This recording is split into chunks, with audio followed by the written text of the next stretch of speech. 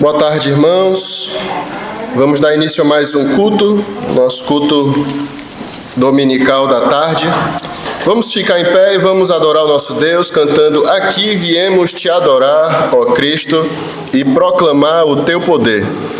Nos levantamos para o teu louvor, Jesus, Rei Salvador.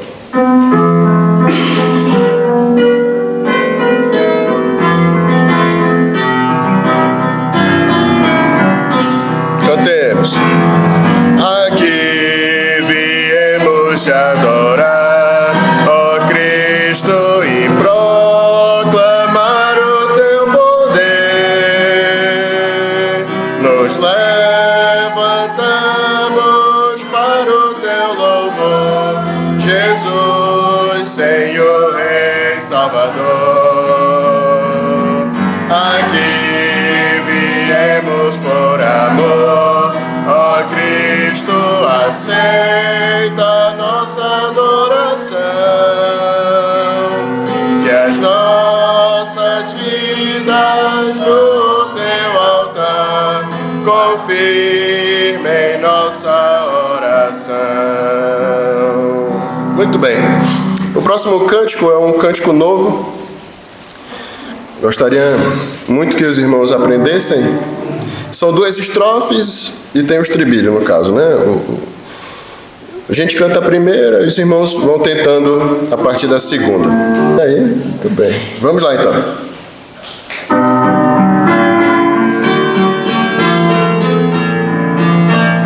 Adoraremos o Salvador, vem adorar o Senhor.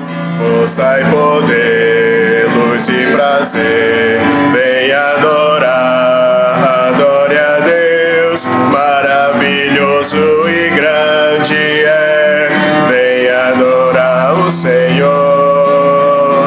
Céus clamarão, Deus honrarão, vem adorar, adore a Deus, vamos louvar a Deus, vem adorar o Senhor. Adorarão e cantarão, vem adorar, adore a Deus, o Deus em carne, homem Deus, mediador e o Rei dos céus, venha adorar o Senhor pra sempre. Venha adorar o Senhor. Cante o Senhor, o eterno Rei, venha adorar o Senhor. Ele é o Rei, isto eu sei, venha adorar, adore a Deus, quem nos comprou no Calvário, venha adorar o Senhor. Cristo venceu, vida nos deu, venha adorar, adore a Deus, vamos louvar a Deus, venha adorar o Senhor. Adorarão e cantarão, venha adorar, adore a Deus, o Deus em carne, homem Deus, mediador e o Rei dos céus, venha adorar o Senhor pra sempre. Venha adorar o Senhor. Muito bom, né? Assim como a noite aguarda o sol, vocês já cantamos já uma vez, gente, vamos cantar novamente. O Dia da Vitória é o nome da música. Também devagar, tá? Devagar um pouco nisso.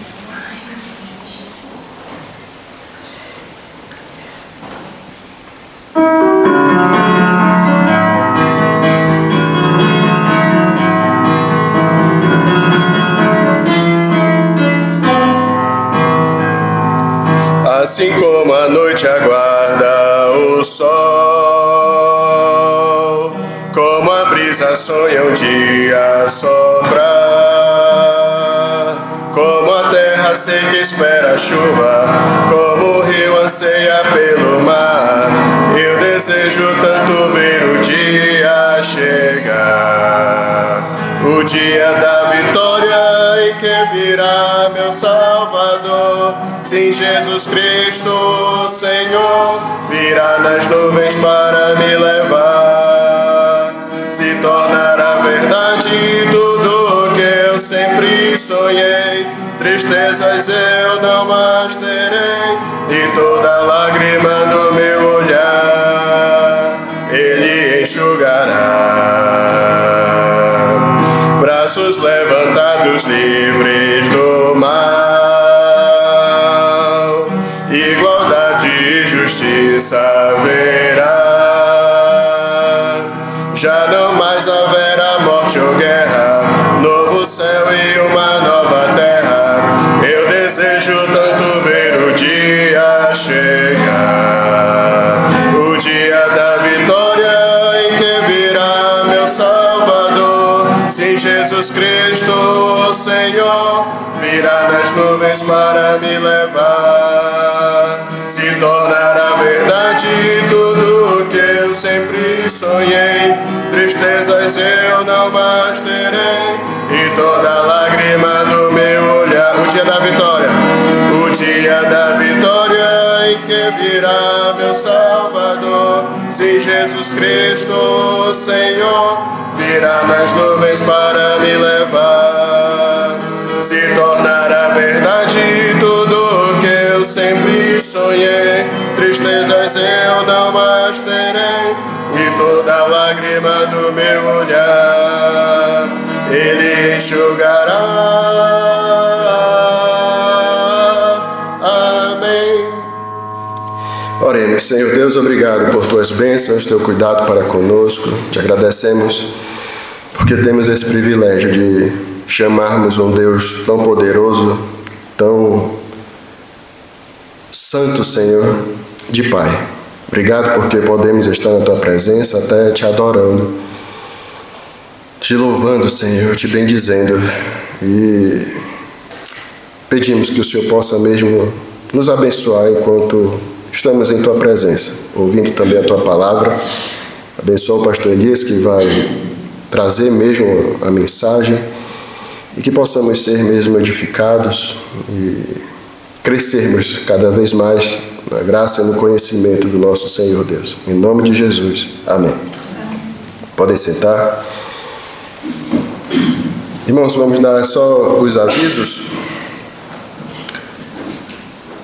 Nossos trabalhos começam hoje, no primeiro dia da semana, no domingo do Senhor. Tivemos pela manhã nossa escola bíblica dominical, às 11 horas. E este culto que está sendo ministrado neste momento, o culto da tarde, às 5 horas. Na quarta teremos ali o nosso trabalho em Cuba. O pastor está dando o livro de Apocalipse. Na quinta-feira, em Vales Mortos, às 15 horas. Antes ele passa em Serpa. Tem ali um momento de visita, comunhão com a irmã Ana e a irmã Augusta. Também orem pelos irmãos lá de, não só, né, lá de Vales Mortos, mas de Cuba também, estão doentes, né, irmã Rosinha, o casal Bulli também, irmã de lá. E aí na quinta à noite, culto de oração às 20 horas, aqui na nossa igreja em Beja. No sábado, se Deus permitir, teremos também os Descobridores da Bíblia, normal, aqui na igreja às 5 horas. Foi muito bom o nosso piquenique ontem. Não sei se a Isabel gostou muito, né, Isabel? Gostou? Foi bom, né? Mais ou menos, né? Muito bom. Mas foi muito bom mesmo. Deus abençoe mesmo as nossas crianças. Estava competindo ali com os insufláveis, né? Piquenique ali, mas eu acho que ganhamos, né? Graças a Deus. São esses nossos trabalhos. O pastor Elias chegou, graças a Deus, da viagem, né? Oramos pelo Senhor. E são esses nossos avisos. Antes de dar a mensagem, vamos mais uma vez ficar em pé para cantarmos o último cântico. Louvamos-te, ó Deus, pelo dom de Jesus, que por nós, pecadores, morreu numa cruz.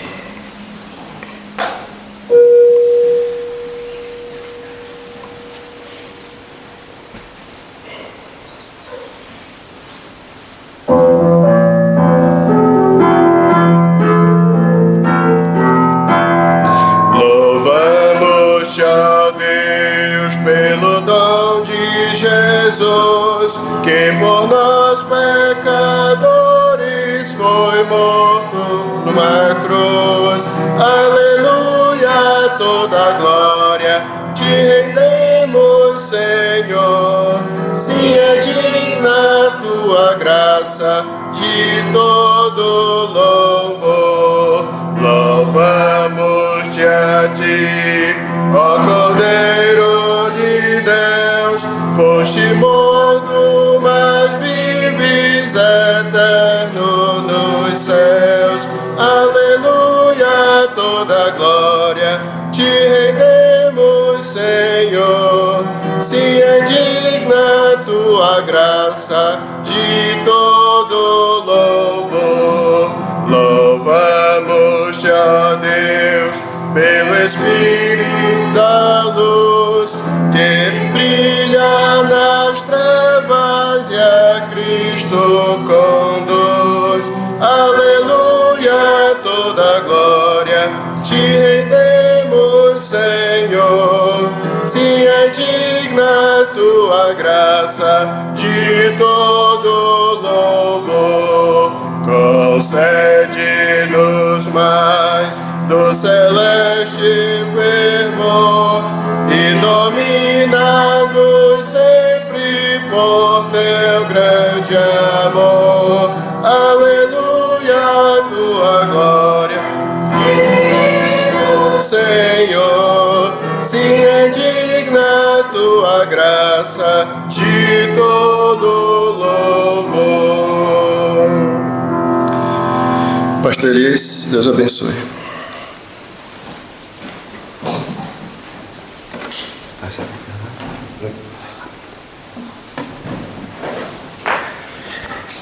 Irmãos, vamos abrir as Bíblias para 1 João.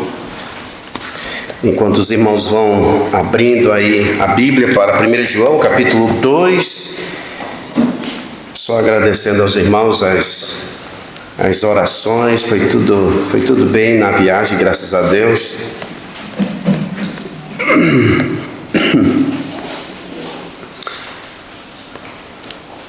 Vamos lá para essa leitura de 1 João, capítulo 2. Nós vamos ler, irmãos, desde do 18, já fizemos a meditação no 18, no versículo 18, mas é só para ter aí a leitura completa do 18 a 26. Então, primeira epístola de São João, capítulo 2, o versículo 18 em diante. Nos diz assim a palavra do Senhor: Filhinhos, já é a última hora, e como ouvistes que vem o anticristo, também agora muitos anticristos têm surgido, pelo que conhecemos que é a última hora. Eles saíram do nosso meio, entretanto não eram dos nossos, porque se tivessem sido dos nossos, teriam permanecido conosco. Todavia eles se foram para que ficasse manifesto que nenhum deles é dos nossos. E vós possuís unção que vem do Santo, e todos tendes conhecimento. Não vos escrevi porque não saibais a verdade, antes porque a sabeis, e porque mentira alguma jamais procede da verdade. Quem é o mentiroso, senão aquele que nega que Jesus é o Cristo? Este é o anticristo, o que nega o Pai e o Filho. Todo aquele que nega o Filho, esse não tem o Pai. Aquele que confessa o Filho, tem igualmente o Pai. Permaneça em vós o que ouviste desde o princípio. Se em vós permanecer o que desde o princípio ouvistes, também permanecereis vós no Filho e no Pai. E esta é a promessa que Ele mesmo nos fez, a vida eterna. Isto que vos acabo de escrever é acerca dos que vos procuram enganar. Oremos. Senhor, Obrigado pelo privilégio que o Senhor nos dá de mais uma vez estarmos na Tua casa, juntos, reunidos para louvar, bendizer o Teu nome e ouvir a Tua palavra. Obrigado, Senhor, porque o Senhor esteve com os amados irmãos aqui, também comigo, na viagem, protegendo, livrando do mal. Te dou graças, Senhor, por tudo. Agora fala aos nossos corações através da Tua palavra, no nome santo de Jesus. Amém. Podemos assentar. Obrigado, irmãos.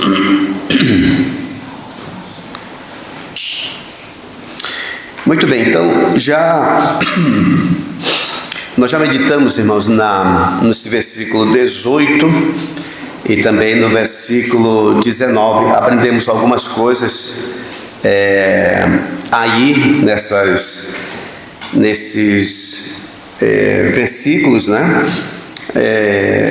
Aprendemos doutrinas a respeito de, por exemplo, uma que nós já tínhamos, mas assim não com o nome, é aquela da visibilidade e invisibilidade da igreja. Tinha pessoas dentro da igreja que eram, para todos os efeitos, eram crentes, mas depois que foram-se embora, aí o João disse, eles foram para ficar manifesto que nenhum deles é dos nossos. E daí a gente tira a igreja visível e invisível. A igreja visível é quando se reúnem na igreja para louvar e cantar, está ali uma igreja visível, mas existe a igreja invisível, essa que é a igreja verdadeira, que é a igreja dos regenerados. Então, quem vê cara, muitas das vezes não vê o coração, e só o Senhor Jesus Cristo mesmo, Ele conhece os seus. Mas aqueles que são do Senhor Jesus Cristo, o que eles devem fazer? Eles devem se apartar do mal e imitar o Senhor Jesus. E dessa epístola aqui, a gente nota, irmãos, que é o preto no branco. Quem é, vive dessa maneira. Quem não é, vive daquela maneira. Então, fica muito claro para ver quem é o crente e quem não é. Note a sequência aí, no versículo 18, ele vai dizendo assim, ele vai falando do anticristo, né? Filhinhos, já é a última hora, como ouvistes que vem o anticristo, também agora muitos anticristos têm surgido, pelo que conhecemos que é a última hora. Aí ele vai falando, eles saíram do nosso meio, entretanto não eram dos nossos, então por aqui nós aprendemos, tem um povo que é mesmo os eleitos de Deus, tem aqueles que não são de Deus, aqueles que não são, saem. Aqueles que são, permanecem. Então, uma característica dos verdadeiros regenerados, eles permanecem. Então, se permanece, é porque eles são. Se não permanece, é porque não são. Agora, veja só, no versículo 19, ele vai dizendo, eles saíram do nosso meio, entretanto não eram dos nossos, porque se tivessem sido dos nossos, teriam permanecido conosco, todavia eles se foram para que ficasse manifesto que nenhum deles é dos nossos. Aí, olha o que diz no versículo 20. Eu creio que uma das traduções melhores para o versículo 20 é mas. Em algumas traduções diz e vós possuís a unção que vem do santo. Essa conjunção aí, ela pode ser traduzida como mas. Por quê? Porque ela está fazendo uma diferença entre aqueles que se foram e nós que ficamos. E aqui ele vai mostrar por que nós ficamos. Por que ficamos? Por que eles se foram? Para que ficasse manifesto que nenhum deles é dos nossos. E por que nós ficamos? E agora ele explica no versículo 20, né? Ele diz aí, mas nós, diferente deles, possuímos a unção. Olha, então eles se foram porque eles não possuíram o quê? A unção. Então é isso que às vezes, irmãos, nós não vemos em pessoas que são chamados crentes. Esta unção. Que unção é essa que ele está falando? Ele diz, a unção que vem do santo.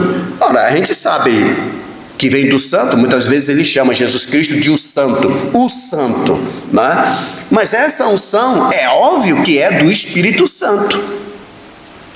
Então aqui está provando que ele está falando mais dessa regeneração. Dê uma olhada, por exemplo, em Efésios capítulo 1. Efésios capítulo 1 é aqui que vai fazer a diferença. A diferença entre os que não recebem a unção e aqueles que recebem a unção. Quando é que eles recebem esta unção? Nós temos aí, muito claro em Efésios, o capítulo 1 e o versículo 13. Efésios, capítulo 1 e o versículo 13. Diz assim: em quem também vós, depois que ouvistes a palavra da verdade, o evangelho da vossa salvação, tendo nele crido, fostes selados com o Santo Espírito da promessa. Então aqui está a diferença. Veja, a unção é recebida no dia em que nós aceitamos Jesus como nosso Salvador. Porque o Espírito Santo nos regenerou, fez com que nós nos arrependêssemos e crescemos no Senhor Jesus Cristo. Então naquele dia nós recebemos a unção. E tem muitos que se chamam crente que não receberam essa unção. Então note como ele faz essa diferença. Eles saíram do nosso meio, entretanto não eram dos nossos. Mas eles saíram, eles se afastaram para que ficasse evidente, ou seja, para que ficasse visível que nenhum deles é dos nossos. Agora, diferente deles que se foram, que deixaram, nós possuímos a unção. Então veja que se ele diz que nós possuímos a unção, então aqueles que se foram não possuíam a unção. Então o que faz a diferença, irmãos, na vida de um crente é essa unção. Quem possui a unção, quem foi selado com o Espírito Santo, quem foi de fato regenerado. E aí é que nós vemos a igreja visível. Veja, a igreja invisível, aliás, né? Nós vemos aqui igreja visível, são pessoas que proclamam ser crentes. Ele aceitou Jesus como Salvador, foi batizado, bem, isso aqui é a igreja visível. Agora, nem todo mundo que diz que aceitou Jesus tem a unção. Nem todo mundo que foi batizado tem a unção. O João faz essa diferença. Ele diz: irmãos, eles se foram embora, mas nós temos a unção. E por isso nós ficamos. Então veja só. Ele atribui a nossa permanência não a nós. Ele atribui a nossa permanência a quem? A unção. Então o trabalho da salvação totalmente é de quem? É de Deus. O que fez com que você ficasse aqui? A unção. O que fez com que eles fossem se embora é que eles não têm a unção. Irmãos, não é fácil ser crente. Não é fácil não. Se uma pessoa quiser fingir que é crente, ele não aguenta. Ele não vai aguentar. Cedo ou mais tarde ele vai mostrar esse lado obscuro. A pessoa pode ser uma pessoa religiosa, ele faz tudo religiosamente, ele é um religioso. E tem muitos que estão achando que vão obter o céu pelo seu esforço de ser religiosos. Mas são pessoas, como diz aqui mesmo João, né? O João vai dizer assim: olha, aquele que diz que está nele deve andar como ele andou. Olha, se você diz que ama a Deus, mas odeia o teu irmão, você ainda está na morte. Você não foi ainda ressuscitado. Que ele olha, ele faz a diferença entre teoria e prática. Uma coisa é porque a pessoa fala com a boca, outra coisa é a prática da pessoa. Então note aqui nesse versículo 20: mas vós possuís a unção, que vem do santo, não vem de vós mesmos. Essa unção não vem de vós, ela vem do santo, né? Que a gente sabe que é o Espírito Santo. E aí ele diz aqui, aí no versículo 20, né? 1 João, 2:20. Mas vós possuís a unção que vem do Santo. E aí ele diz assim: e todos tendes conhecimento. Note bem, ele não está falando de todo mundo. Ele já fez uma diferença entre aqueles que se foram e os que ficaram.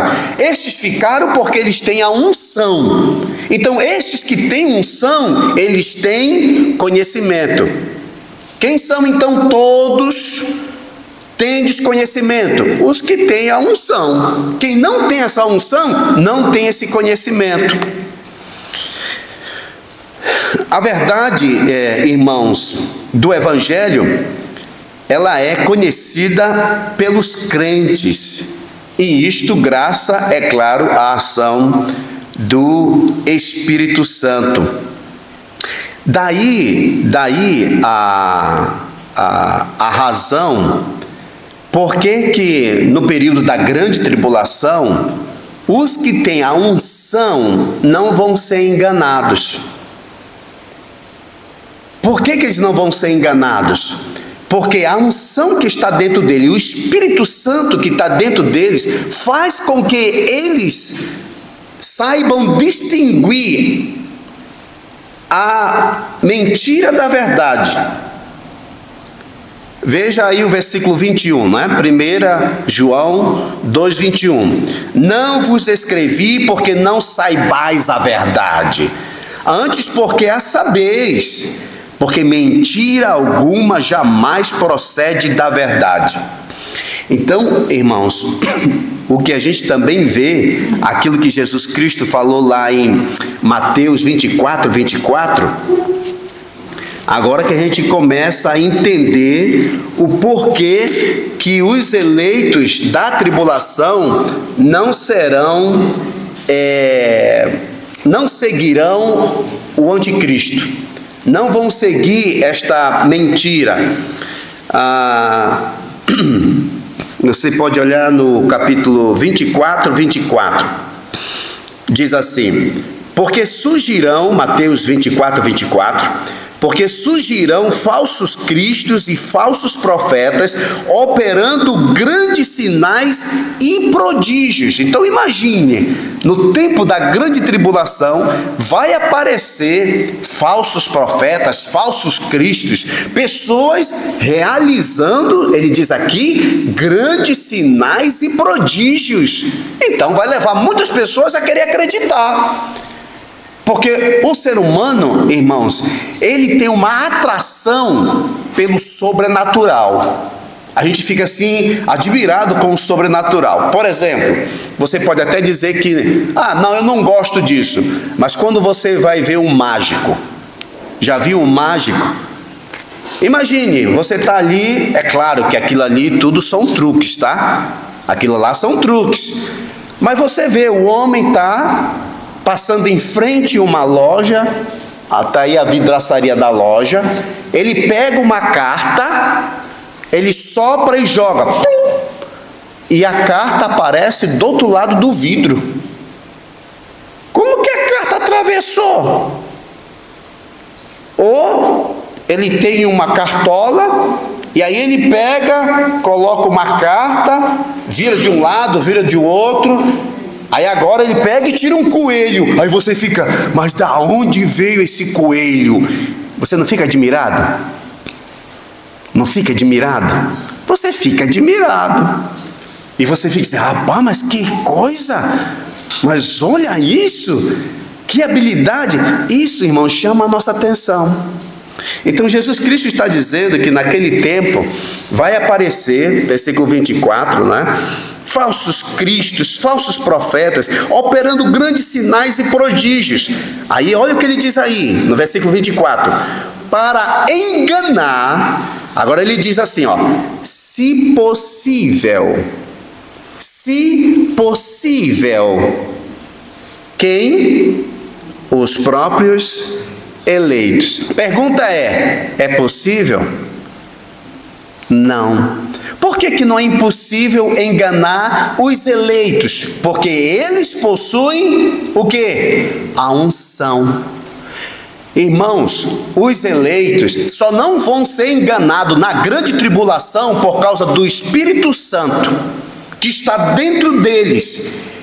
E aí ele vai fazer distinção. Isso é mentira, isso é verdade, está dentro dele. Então já imaginou? Eu, você, não vamos ser enganados. Eu, você, eleitos, não vamos ser enganados naquele dia lá, quando surgirem falsos profetas, falsos mestres com prodígios, com milagres para tentar arrebatar o povo atrás dele, e você vai ver, não, tem alguma coisa errada aí. Tem alguma coisa, isso aqui não está... E você vai ter esse sentimento porque você tem o quê? A unção. Então, irmãos, é graça a esse dom do Pai, do Senhor Jesus Cristo, o Espírito Santo, que faz com que você saiba distinguir a mentira da verdade. Nós vamos saber que a mentira ou mentira alguma procede da verdade. Vamos avançar para o versículo 22, 1 João 2, 22. Já vimos aí o 21, agora vamos para o 22. Ele diz assim no 22: quem é o mentiroso? Quem é o mentiroso? Senão aquele que nega que Jesus é o Cristo. Já imaginou? Os irmãos conhecem de grupo de pessoas que dizem que Jesus Cristo não era o Messias, o Machirra. Ele não era o Machirra, o ungido, Cristo, aquele prometido no Antigo Testamento. Ele não era, porque ele não preencheu algumas das profecias. Diz que o Cristo que viria ia trazer paz, prosperidade para a terra. Esse Jesus que veio trouxe paz, prosperidade? Está aí desigualdade no mundo. Então há aqueles que dizem que Jesus não é o Messias, porque eles não veem paz na terra, igualdade, não vê prosperidade, está aí guerra, doença. Porque esse grupo que eles olham aquele Cristo glorificado, não olham o Cristo sofredor. O que muitos perderam de vista em olhar para o Messias prometido no Antigo Testamento é que no Antigo Testamento ele fala de duas vindas do Messias. A primeira vinda dele como uma ovelha e a segunda vinda dele como um leão. Só que muitos não olham a primeira vinda de Jesus Cristo, que é detalhada em Isaías capítulo 53. Lá vem ele como um cordeiro mudo entregue aos seus tosqueadores. Quando é que vai ser isso? E às vezes eles pegam essa passagem, o capítulo 53 de Isaías, para dizer que o servo sofredor é Jacó, é Israel. Mas ali está falando de um homem. Ali está falando de um homem, ali está falando de Jesus. Era necessário primeiro que ele viesse como uma ovelha, que ia ser entregue aos seus matadores, e ali ele ia morrer para poder fazer essa paz. Primeiro no campo espiritual, aí sim, depois quando ele vier como leão, agora sim. É o que eles vão ter, paz, prosperidade e tudo isso. Só que o que eles queriam era já isto. Não conseguiram distinguir a primeira vinda da segunda vinda. A primeira vinda de Jesus é como um servo sofredor. A segunda não, ele vem como um rei. Ele vem mesmo para reinar. Então ele coloca aqui: quem é o mentiroso, senão aquele que nega que Jesus é o Cristo, que Jesus é o Messias.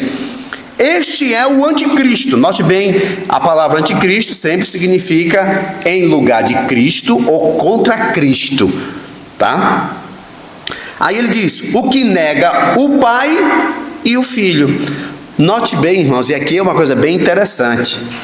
A gente vê grupos e grupos religiosos que eles, tipo assim, honram a Jeová, mas não Jesus. Não tem como fazer isto, irmãos. Jesus não, mas Jeová sim.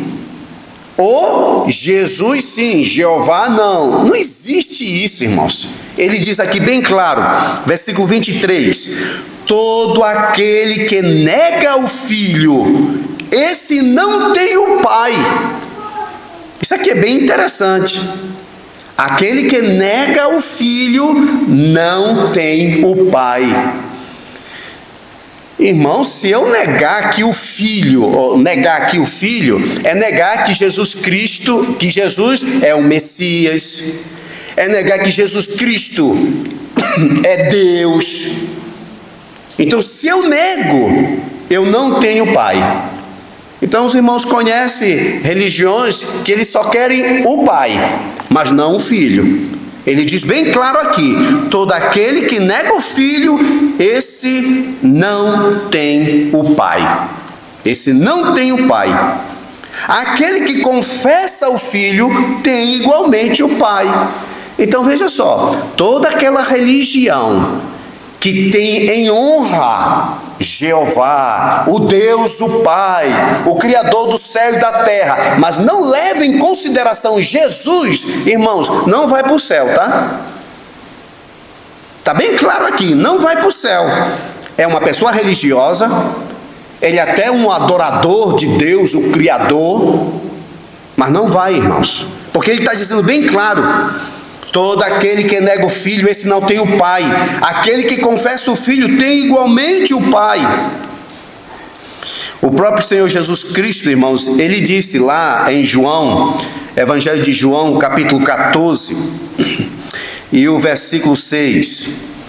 Evangelho segundo escreveu São João, o capítulo 14, versículo 6. Jesus diz assim: respondeu-lhe Jesus: eu sou o caminho, não um caminho, eu sou a verdade e a vida. E aí ele diz: ninguém vem ao Pai senão por mim. Então você conhece pessoas que gostam de honrar o Pai? Tudo é o Pai. Não, o Pai, não, Deus é o Criador, vamos temer, Ele é o Senhor, o Deus, o Pai, o Todo-Poderoso, fora dele não tem outro, Ele é o único, mas não considerar Jesus, então esse não vai para o céu não. Jesus Cristo diz bem claro: ninguém vem ao Pai. Note bem que Jesus Cristo, que é Deus, ele não diz ninguém vai ao Pai. Veja, se ele dissesse assim, ninguém vai ao Pai, era como se ele estivesse aqui e o Pai estivesse lá. Mas ele não fala assim, ele disse ninguém vem ao Pai. Por quê? Porque ele e o Pai são um. Por isso ele usa o verbo vir. Ninguém vem ao Pai, não ninguém vai ao Pai.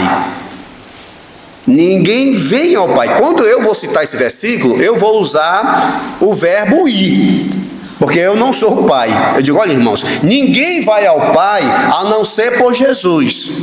Então tá certo, eu falando. Mas quando Jesus fala, ele não diz ninguém vai ao Pai, ele diz ninguém vem ao Pai, porque eu e o Pai somos um. Veja mais, irmãos, aqui no 1 João, o capítulo 5, versículo 11 a 12, ainda nesse pensamento que ele diz aqui, que aquele que não tem o Filho não tem o Pai, né? Não tem como honrar o Pai sem honrar o Filho. Se não vai honrar o Filho, não tem como honrar o Pai, né? Quem tem o Filho tem a vida, quem não tem o Filho de Deus não tem a vida. Quem tem o Filho tem o Pai, mas quem não tem o Filho não tem o Pai. Então não tem como ir para o céu, irmãos, só por Deus o Pai. Tem que ir por Deus o Filho. Olha o que diz 1 João 5, versículo 11 e 12. Diz-nos assim: e o testemunho é este, que Deus nos deu a vida eterna, e esta vida está no seu Filho. Aí ele diz: aquele que tem o Filho tem a vida, Aquele que não tem o Filho de Deus não tem a vida. E o interessante aqui, irmãos, quando ele fala, ele está falando, é claro, a respeito da vida eterna. Porque uma pessoa que não tem Jesus como seu Salvador, ele está morto nos seus pecados e delitos. Mas quem tem está vivo. Vamos agora para o versículo 24. Já vimos o 22, 23, agora 24. 1 João 2, 24. Agora esse versículo aqui, um versículo interessante, que fala a respeito da permanência ou da perseverança dos santos, e alguns olhando para esse texto, eles têm deturpado o texto, porque eles acham que neste texto, aqui há a possibilidade para uma pessoa que verdadeiramente é crente, perder a sua salvação. Ele parece que cogita dessa possibilidade. Olha como ele diz aqui, versículo 24. Permaneça em vós o que ouviste desde o princípio. Se em vós permanecer o que desde o princípio ouvistes, também permanecereis vós no Filho e no Pai. E esta é a promessa que Ele mesmo nos fez, a vida eterna. Note como ele trabalha com essa possibilidade, dizendo, se em vós permanecer. Já pensou? Se em vós permanecer, bom, se em vós permanecer, então quer dizer que se não permanecer. Então alguns, quando tem versículos assim, eles dizem, bom, se permanecer, mas se não permanecer. Veja, irmãos, que o apóstolo São João, ele está tratando de falsos profetas, engano dentro da igreja. Você pode até, indo mais na frente,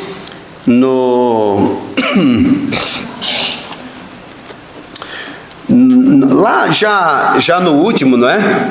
Ele diz assim, lá no 26, para você entender, no 26, 2:26. Isto que vos acabo de escrever é acerca dos que vos procuram enganar. Note bem, irmãos. Uma pessoa que está lá fora, um incrédulo, ele não vai me enganar, não. Entende? Um incrédulo lá fora, ele chega para falar para você, olha, Jesus Cristo não é Deus. Você não vai nem dar bola. Você não vai dar bola, porque ele é um incrédulo. Mas o que o João está falando aqui é de pessoas que estão dentro da igreja, que estavam procurando enganar os irmãos na igreja. Porque veja, de fora o incrédulo, é muito difícil ele querer me enganar. Mas eu posso ser enganado por alguém que se diz crente e olha, não, a doutrina é bem por aqui, não é bem assim não. Ela mostra aqui e aí vai deturpando. Lembra quando Satanás falou para Jesus Cristo, está escrito que aos seus anjos dará ordem a teu respeito. Olha como ele cita passagens bíblicas e tudo para tentar deturpar o texto e tentar fazer com que Jesus Cristo obedeça e faça o que ele quer, citando a Escritura. Então, às vezes, uma pessoa, para enganar a outra, ele geralmente tem que ser do meio. Ou pelo menos tem que ser dizer que é crente, que é pastor, que é missionário, que é uma pessoa. Aí vai manipulando como que o texto. No 24, onde estávamos, quando ele usa essa linguagem, irmão, permaneça, se permanecerdes.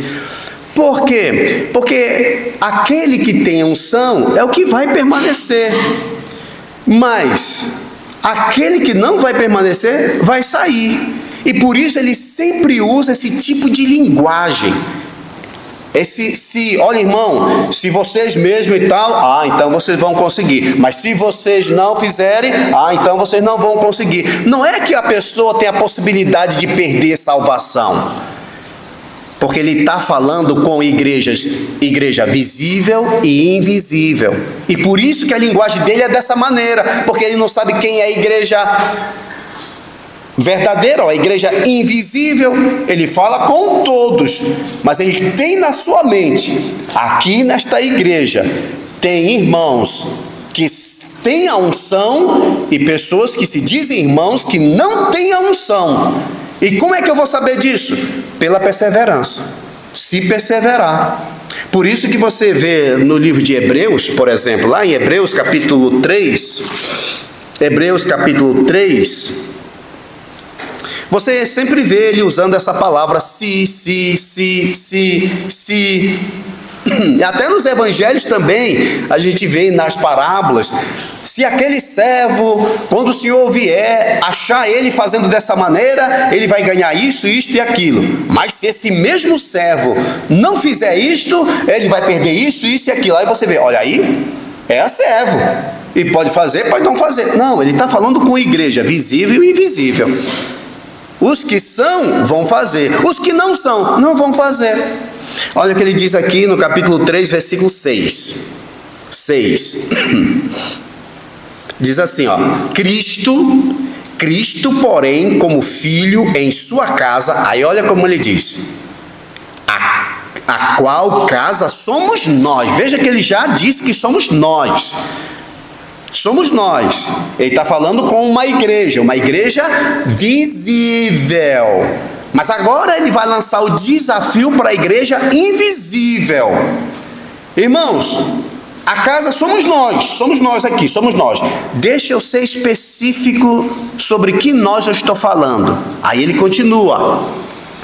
Ele diz aqui: se guardarmos firmes até ao fim.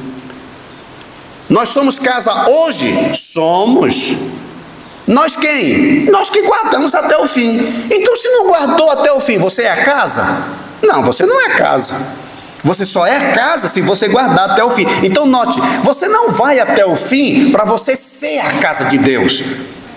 Você vai até o fim porque você é a casa de Deus. Nós que somos casa de Deus, se nós guardarmos até o fim. A ousadia, a exultação da esperança. Olha o outro texto que tem aí mesmo, no versículo 13.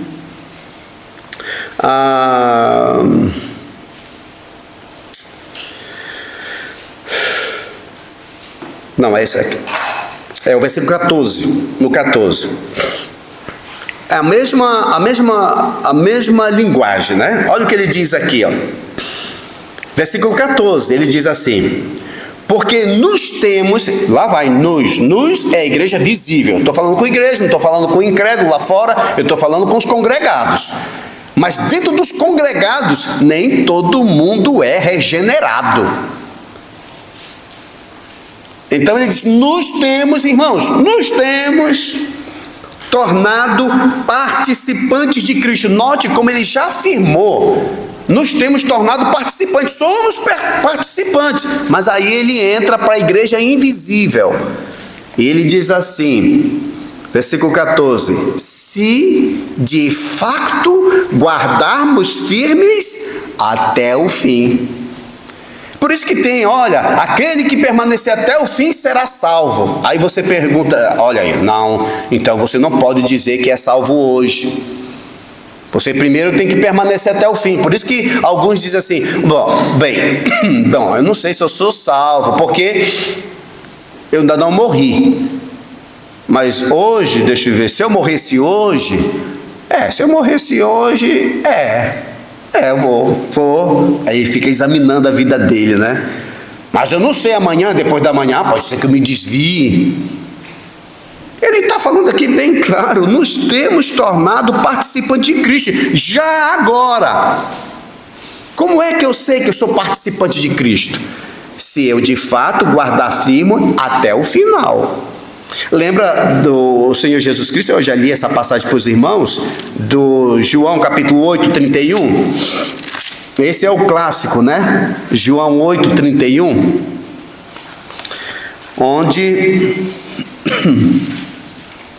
Onde ele diz o seguinte: disse, pois, Jesus aos judeus que haviam crido nele. Você está vendo aqui o relato do escritor que está dizendo o que ele viu. O que foi que ele viu? Pessoas que chegaram até Jesus dizendo que acreditavam em Jesus. Aqui não é o Espírito Santo dizendo que essas pessoas foram regeneradas. Não. Havia um grupo de pessoas que diziam que acreditavam em Jesus. Então Jesus Cristo olha para essas pessoas e diz assim: disse, pois, Jesus aos judeus que haviam crido: se vós, que estão dizendo que acreditam em mim, se vós permanecerdes na minha palavra, sois. Vocês são agora, não sereis. Sois verdadeiramente meus discípulos. Então, por aí os irmãos já veem que ninguém será discípulo de Jesus Cristo permanecendo. Mas porque é discípulo de Jesus Cristo, vai permanecer. Então, note, o que faz com que eu permaneça? A unção. Porque eles se foram embora, porque não tinham a unção. O que é essa unção? É o selo do Espírito Santo. É o Espírito Santo que faz com que eu permaneça. Se não fosse o Espírito Santo, irmãos, não tem como permanecer. Cedo ou mais tarde, uma pessoa que não tem o Espírito Santo, ele sai. Ele dá mesmo, assim, evidências de que ele não é. Então, versículo 24 aí. 1 João 2,24,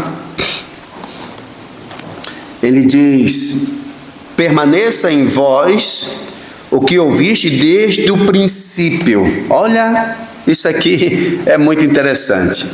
Permaneça em vós o que ouvistes desde o princípio. Irmãos, isso daqui é uma coisa assim tão boa. Aqui é um teste. Toda vez que vocês ouvirem novas doutrinas que não estão nas Escrituras, tá bom? Vocês vêm sempre para esse versículo. Esse versículo aqui e Judas, versículo 3, irmãos, tem que ser uma base muito forte na sua vida. Porque o que está acontecendo e o que tem acontecido de tempo em tempo, sempre aparece alguém com uma revelação. Aparece alguém com uma revelação, uma coisa nova. Até mesmo essa semana, eu estava falando desses assuntos, né? Que em 1800 apareceu várias revelações. Apareceu a revelação para Ellen White, apareceu revelação para Joseph Smith, os Mormons, apareceu revelação para os Testemunhas de Jeová. Interessante, tudo nesse período. Também teve nesse período uma visão que não tinha isso no passado, da vinda de Jesus Cristo antes da tribulação. Nunca teve isso. Você vai olhando na história da igreja, você não vê isto. Os pais da igreja, os pais apostólicos. Você entra nos reformados, nos puritanos, você não vê isso. O que é que você vê? Os irmãos sempre acreditando. Você já imaginou? Desde lá do ano 100 até 1800, eles acreditavam em uma coisa. Quando chega em 1800, trocam o que acreditam.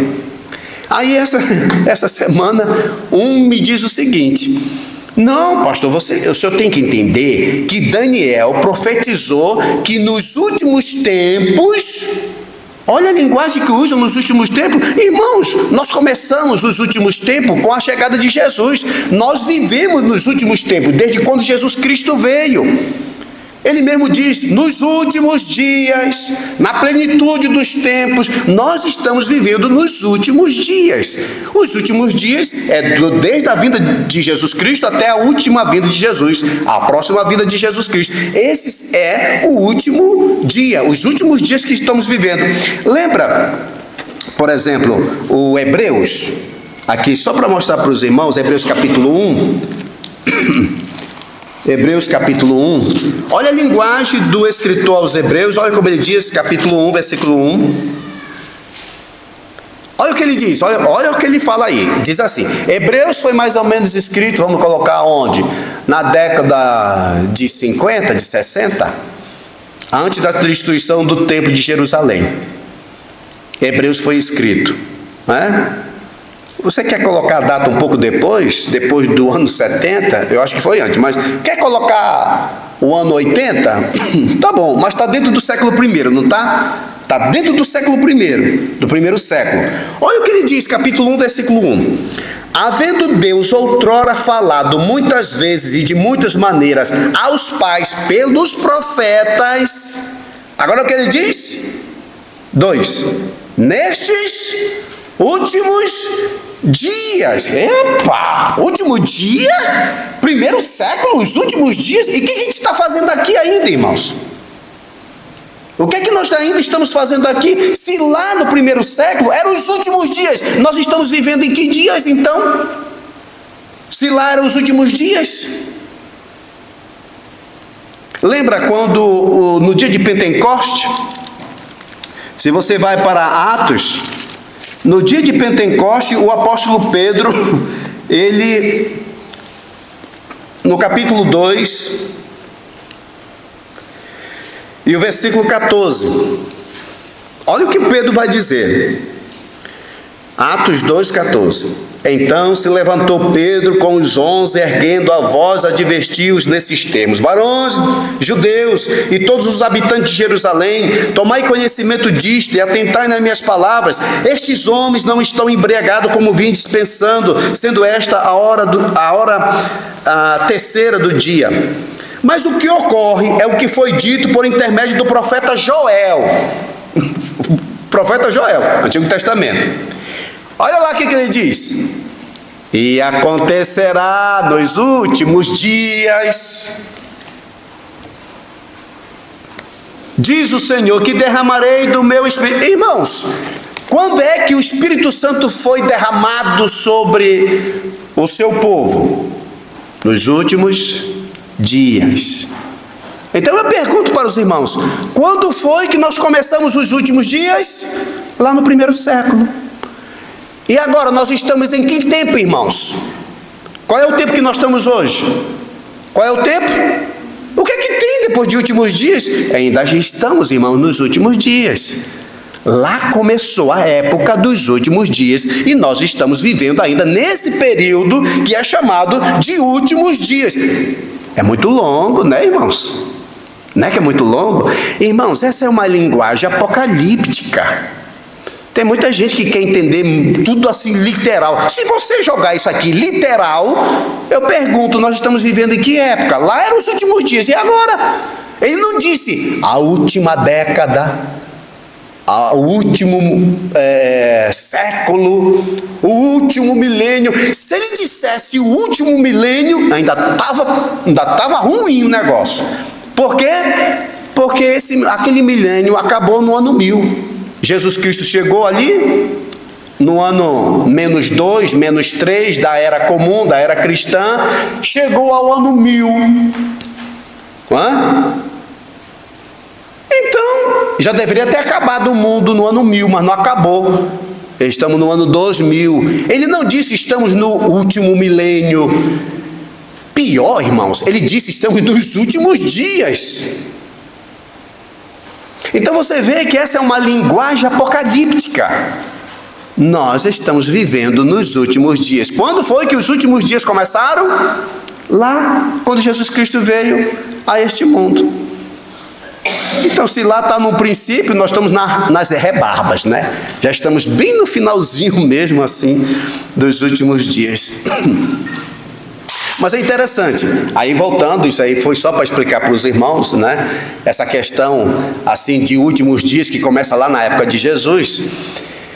Então, esse irmão disse mesmo assim, para dizer que o que aconteceu em 1800 com essas novas revelações, o pessoal do passado não sabiam, porque a revelação só ia dar no último tempo. E o último tempo era 1800. E por isso, irmãos, muitos crentes vão nesses enganos, porque eles estão esperando as revelações dos últimos dias. Olha o que... Aí voltemos para 1 João 2,24. Olha o que ele está alertando a gente aqui, irmãos. Olha o que ele está nos alertando. Ele está dizendo assim: permaneça em vós o que ouvistes. O que ouvistes quando? Quando que vocês ouviram? Desde o princípio. Quando foi isso, irmãos? Quando é o princípio? O princípio aqui foi 1944? Ah não, pastor, aqui o princípio da igreja foi 1940. Nós temos que ficar fiel desde 1900. Não, irmão. Não temos que ficar fiel em 1943. Isso aí já está muito longe. Nós temos que ficar fiéis o que foi aqui do princípio. Quando foi o princípio? Quando Jesus Cristo veio a este mundo. Isso que a gente vem aprendendo desde o princípio. O que muitos crentes fazem é o seguinte: eles pegam a fundação da igreja deles. Eles pegam quando o evangelho chegou no país dele. Não, aqui no nosso país não era assim no princípio. Ei! O princípio do evangelho no seu país não foi o princípio, não. Esse aqui é o princípio. Esse aqui é o princípio. Permaneça em vós o que ouviste desde o princípio. Irmãos, eu não estou sendo fiel à minha igreja, o que era desde o princípio, quando o missionário chegou, evangelizou. Eu vou ficar fiel. Pode ter sido um ensino errado. Esse não é o ensino verdadeiro quando começou a minha igreja, quando começou a minha denominação, ou quando começou o evangelho sendo pregado. Esse não é o início. O início é aqui. O início é lá em Jerusalém. Esse ali que é o início. Eu tenho que voltar para esse início, e não para o início da fundação dessa igreja. O início do evangelho quando chegou em Portugal, ou quando chegou no Brasil, ou quando chegou na Ucrânia, na Romênia. Esse não é, irmãos. O que é lá no início. Eu sou fiel àquilo que foi me ensinado lá no início. Por isso que quando tem desentendimento em termos de doutrina, a pessoa vai dizer: não, mas na minha igreja ensinava isso. Só que a tua igreja não é o início. A tua igreja não é o início. O início é lá em Jerusalém. Vamos voltar lá para o início? Você quer voltar para o que é início? Está aqui, isso aqui que é o início. Início não é 1800 não. Início é aqui. E por isso ele diz aqui: permaneça em vós o que ouvistes desde o princípio. As doutrinas que você aprendeu foram ensinadas lá desde o início? Ou foi ensinada por alguém? Quem foi que te ensinou isto? Por isso, irmãos, que aqui eu geralmente digo assim: não saia por aí dizendo foi o pastor Elias que me ensinou. Não diga isto, porque eu sou nada. Eu nasci ontem, irmãos. Tem que ficar com o que está no princípio. É aqui que está o princípio. Porque alguém vai chegar e dizer: quem é pastor Elias, rapaz? Esse homem que veio lá, não sei de onde, ele sabe alguma coisa. Nós sempre, irmãos, temos que voltar no início. Olha, o Ioan vai saber bem o que é isso. Trabalha com...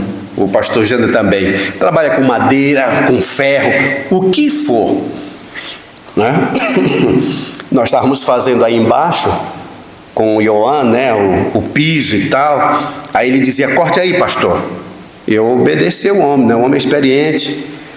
Mas é interessante. Tem uma que é tipo a tauba mestre. É a primeira. A gente não corta essa tauba, aí depois essa daqui que foi cortada, corta por ela. Não, você tem uma tauba mestre. Por ela, você corta todas as outras taubas. E vai ser tudo igual. Um ferro, por exemplo, você quer um ferro todos desse tamanho aqui. Então você corta o primeiro ferro aqui, esse tamanho. Olha, eu quero 50 varas, 50 ferros deste tamanho. Então você pega um que é o mestre, entrega para a pessoa serrar. Ele vai serrar tudo por aquele lá. Irmãos, esse daqui é o mestre. Eu tenho que sempre voltar para essa daqui para estar certo. Se eu voltar para a fundação dessa igreja, quando chegou o evangelho no Brasil, vai estar errado, vai dar errado. Eu tenho que voltar para o início. Olha, por exemplo, a mesma coisa o Judas diz. Judas, versículo 3. Então eu disse para os irmãos: fique com esses 2 versículos agarrados, tá? Porque tem muita heresia, tem muito ensinamento que não é desde o início. Olha o que diz versículo 3. Judas 3. Amados, quando empregava toda a diligência em escrever-vos acerca da nossa comum salvação, Foi que me senti obrigado a corresponder-me convosco. Agora é lá, exortando-vos a batalhar. Já pensou? A batalhar diligentemente. Olha o que ele diz, irmãos. Pela fé. Essa fé aqui, irmãos, é um corpo de doutrina, tá bom? Não é aquela fé de eu aceitar Jesus como meu Salvador, não. A fé aqui é um corpo de doutrina. Então ele diz: batalhardes diligentemente pela fé. Olha o que ele fala: que uma vez por todas foi entregue aos santos. Irmãos, não tem absolutamente mais novo para Deus me dar hoje. Tem gente que não, tem muita gente que não, tem muito crente que não gosta disso. Mas o que ele está falando aqui, irmãos, é doutrina. Não existe nenhuma doutrina nova que Deus já não me deu nas Sagradas Escrituras. Está tudo aqui. Eu tenho que voltar para cá. Então o que esse irmão me dizia era o seguinte: não, Daniel disse que veio uma nova revelação. Epa, uma nova revelação que vai discordar da Bíblia? Como é que o Espírito Santo, irmãos, vai revelar uma coisa para você, ou vai revelar uma coisa para mim, que vai contra o que ele escreveu? Veja só, esse livro aqui, irmãos, foi escrito mais ou menos por 40 homens, dirigido, inspirado pelo Espírito Santo. E como que agora o Espírito Santo vem e me revela uma outra coisa que não está aqui dentro? Você acha que o Espírito Santo vai revelar uma coisa que não está aqui dentro? Que vai contra? Apareceu um anjo, apareceu um sonho, o Espírito me revelou, ele disse tal coisa, ele disse isto. O Espírito disse que quando uma pessoa morre, acaba tudo. Acaba tudo? Vai ter aniquilação da alma. Mas a Bíblia diz, Jesus, olha lá, aí a gente começa a pensar: mas Jesus Cristo disse o seguinte, que lá no Lago do Fogo, o verme não morre, o fogo não apaga. Mas o verme está comendo o quê? O que ele está comendo? Se a pessoa já foi extinta, o fogo não apaga, e está queimando o quê? O nada. Só por aí você já sabe, está queimando alguma coisa. E o verme que não morre está roendo alguma coisa. Quem foi para lá? E quando ele fala lá em Mateus, ele disse: irão estes para o castigo eterno, e estes para a vida eterna. Então note, ele usa eterno para cá e para cá. Então, se uma pessoa que está indo para o castigo eterno um tempo deixa de existir, também quem está indo para a vida eterna vai deixar um tempo de existir. É isso? Nós vamos acreditar nisso? Porque se você fizer isso para cá, você também tem que fazer isso para cá. Porque a palavra aiônio está aqui e aiônio está aqui. Eterno para cá, eterno para cá. Mas é um anjo que revelou, é o Espírito que revelou, foi um irmão, foi um doutor, um pós-doutorado. Ele disse: tá bom, se ele falou, o homem é doutor, ele sabe o que está falando, mas está de acordo com a palavra? Não. Então, quando ele diz aqui, irmãos, permaneça em vós o que ouvistes desde o princípio. Se em vós permaneceu o que desde o princípio ouviste, também permanecereis vós no Filho e no Pai. E esta é a promessa que ele nos fez. Versículo 25, capítulo 2 de 1 João, versículo 25. E esta é a promessa que ele mesmo nos fez. Olha como ele diz: a promessa que ele nos fez. Foi a promessa. Por que ele fala dessa maneira, irmãos? Ele está dizendo assim: irmãos, quem fez essa promessa foi a fiel testemunha. Quem fez essa promessa foi Jesus. Ele fez essa promessa. Qual foi a promessa? Da vida eterna. Ele disse: aquele que crê nele tem a vida eterna. Que conversa é essa? Tem gente que está acreditando nele e não tem a vida eterna. Tem gente que acredita nele e depois perdeu a vida eterna. Mas como é que você perde a vida eterna? Bom, se você perde a vida eterna é porque você nunca ganhou. Porque a vida é o quê? eterna. Então, se você perdeu, Deus não te deu vida eterna. Ele te deu uma vida temporal. Porque se Ele te deu vida eterna, é vida eterna. Então Ele está dizendo aqui, irmãos, a promessa que Ele mesmo fez. O que Ele está dizendo com isso? Ele está dizendo que Ele é fiel, que Ele é verdadeiro, Ele não é mentiroso. Ele fez a promessa da vida eterna. É o que diz 2 Tessalonicenses 3,3. 2 Tessalonicenses 3,3. Todavia o Senhor é fiel. O Senhor é fiel. Quer dizer o quê? Quer dizer que Ele vai cumprir o que Ele prometeu. Porque uma pessoa que não cumpre o que prometeu, ele não cumpre, ele é um infiel. É por isso que a gente fala em termos de casamento. O homem casando com a mulher, eles prometem fidelidade um ao outro. E quando um quebra isso, a gente diz que ele foi o quê? Infiel. Por que foi infiel? Porque ele jurou ali, ele prometeu ali que ia ficar junto com essa mulher até a morte o separe. Aí um belo dia apareceu ali a princesa, o príncipe encantado. Chegou alguém mais novo, uma mais nova. Aí ele olhou e tal, já viu a dele, já está mais usada, né? Ele disse: eu vou trocar essa aqui de 50 por 2 de 25. Ah, minha esposa não me compreende mais, o meu marido está muito assim, e aquela coisa, agora vamos trocar. Está sendo infiel. Jesus é assim, irmãos? Não, ele diz que o Senhor é fiel. Ele vos confirmará e guardará do maligno. Veja, o guardar aqui do maligno, irmãos, é no sentido de o Satanás conseguir ganhar você por inferno, tá bom? Não é de conseguir fazer você pecar, porque eu tenho certeza que Satanás já fez você cair no pecado. Eu de cair no pecado, de fazer uma coisa. Guardar do maligno é guardar no sentido de Satanás conseguir você para o inferno, para o lago do fogo. Isso ele não vai conseguir.